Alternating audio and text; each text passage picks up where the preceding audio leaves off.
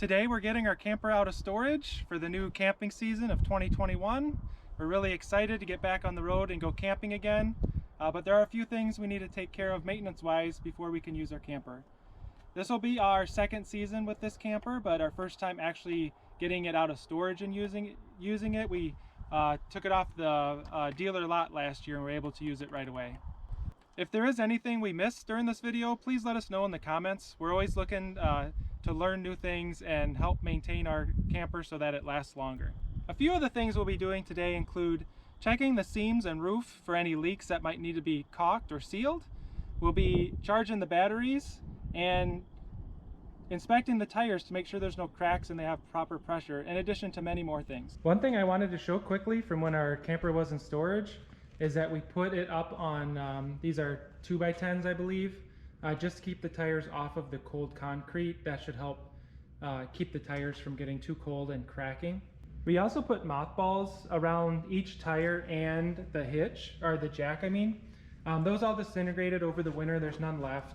And after we did that, I actually did a bit more research, and mothballs might not do as good of a job keeping mice away as I originally expected.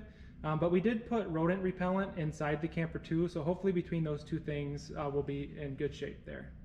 The other thing I wanted to show was the manual jack, how to use the jack in manual mode. So our batteries were dead, so we weren't able to use the jack to raise the trailer to get it high enough to put it onto the hitch.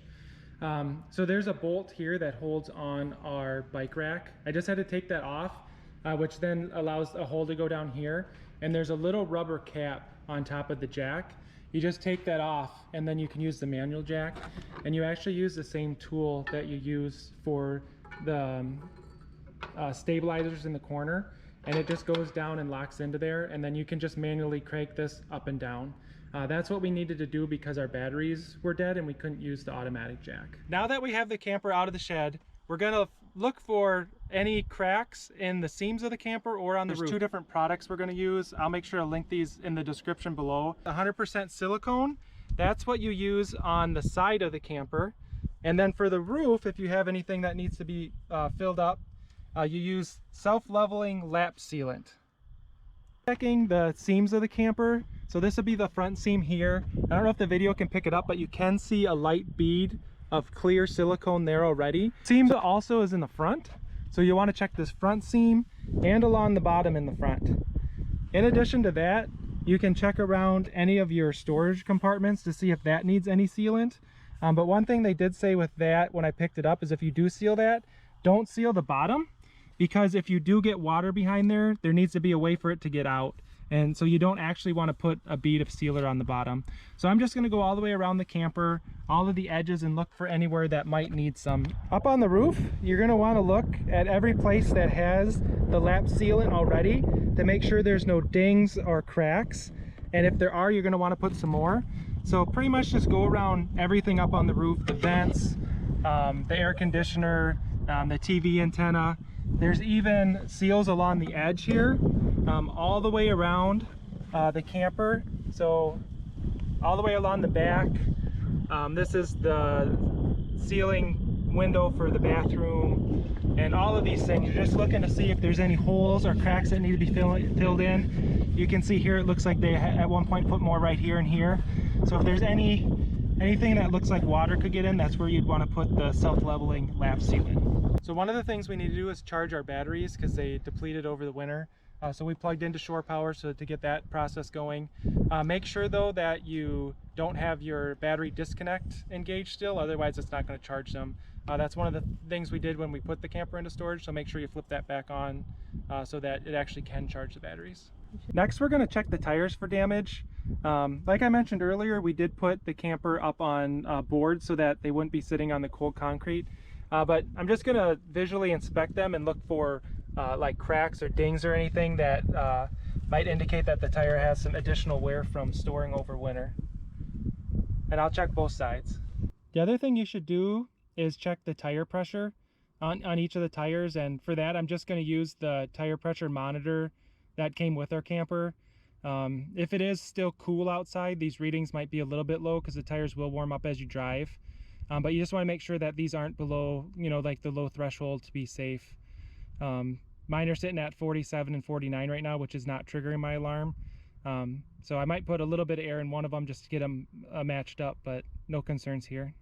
The last thing for the tires then is to make sure that the lug nuts have the right amount of torque on them. This is something that I typically do each time I travel with the trailer anyways, but just another thing to remember. I had been torquing these to 85 foot-pounds, but thanks to Nathan and Billy's comments on YouTube, I'm actually going to go up to 95 pounds this year. They looked in through the manual and stuff and figured that was a little bit better. The 85 was within the range, but I'm going to go to the upper range and use 95 now this year. I am going to be putting together a video of how I do that, torquing the lug nuts. So if you're interested in that, make sure you subscribe and turn on notifications so that you get notification when that video is up. Next, we're going to check for spider webs or any insects or anything that might have got into the water heater or these two panels behind the fridge and the microwave. So to open these up, there's two little things here. I've already opened it up, but they'll be this way. You need to turn them straight up and down so that they can be released through these square holes here. And then I'll just look through here. If we find any insect homes or spider webs or anything like that, we'll just suck those out. This one looks pretty good. So make sure these are up and down before you pull. They'll be able to pop out. And we got a little more dirt in this one, so we'll probably take the vacuum and suck this out. And I don't know if you see back in the corner there, it looks like there's some spider webs as well. So we're gonna clean this out really good. So the other panel you want to check for insects and cobwebs and stuff is the water heater. So there's a little thing here, you just pull it out and turn it so it's vertical, and this will slide open. And then we'll do the same thing here. We'll just kind of look to see if there's any insects in here or any spider webs, but it actually looks pretty clean. So now we're going to go inside the camper, and one of the things we're going to be looking for here is to make sure no mice got into our camper. So we're going to be looking for things like mouse droppings or if anything's been gnawed on. We did use some rodent repellent in here, so we're hoping that is going to be sufficient to keep them away. I didn't notice anything on the outside, and you're also going to want to check your storage compartments and stuff like that to make sure there aren't any. But we're just going to check around pretty much everywhere. Here is one of those rodent repellent packets. I can link to this in the description too, but we'll check here quick if it did a good job or not. We have one of these in the bathroom as well. But we're just going to kind of check all the edges and the drawers and stuff like that, and make sure there wasn't any rodents that got in here over the winter. And we put the other packet here. You actually can smell this stuff pretty good, so it seems like it held its scent pretty well through the winter. We just used 2 packs, one in the front and one in the back. It smells good. Awesome. And it actually smells pretty good. Next, we're just going to do a quick test of the slide out and awning to make sure they go out okay.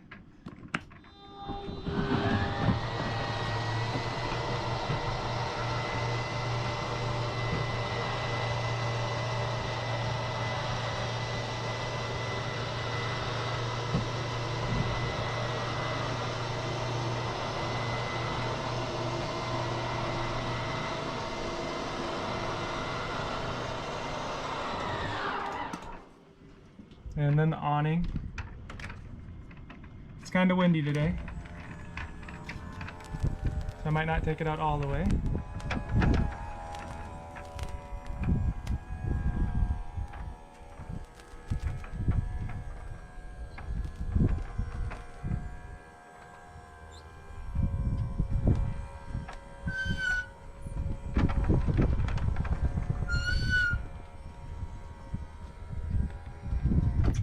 That looks good. Another thing we're going to do is check the gas line, both visually for cracks and using soapy water for leaks. So we'll just kind of visually inspect these first to make sure there's no big cracks or anything. We want to check all the cable or all the hoses up here, and then it runs down and under the trailer, and I'll show that in a minute. The mixture we're using for this is just dish soap with water, and you want to turn both gas cans on, and then you want to spray on the hoses. I'm mostly going to be worried about all the connectors to make sure none of those are leaking, and if these leak, you would see bubbles start to show up.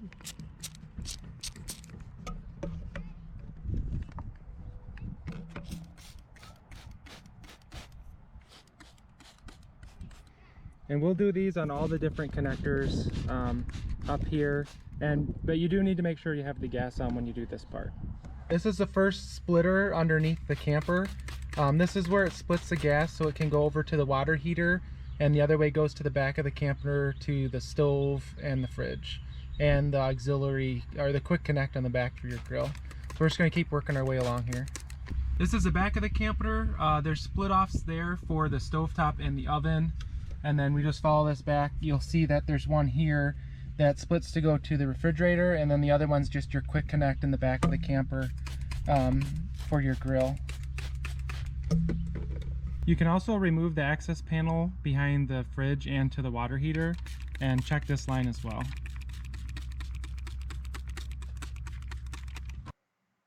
One of the final things we did was completely clean the camper. This included vacuuming everything and use a microfiber to wipe down all the walls and surfaces. It really wasn't too dirty. We then were able to put our mattresses back in the camper. One of the things we still need to do before we can fully use the camper is to de-winterize it in terms of the water lines. So right now there's antifreeze in the water lines to keep them safe in the winter so they didn't freeze and crack and stuff like that. We made a video about this last year, which I'll link to in the description, but essentially you need to get that out of the lines, and then there's a sanitization process to keep the freshwater tank and the lines clean and keep your water healthy. Hopefully you found this video helpful. If you did, please give it a like so that we know we're doing a good job. And again, please leave comments. If you have any suggestions for us or any questions about what we did today, please let us know. Or if there's anything else you'd like to see on the camper that we could do a future video, we'd really appreciate that. Happy camping, and thanks for watching.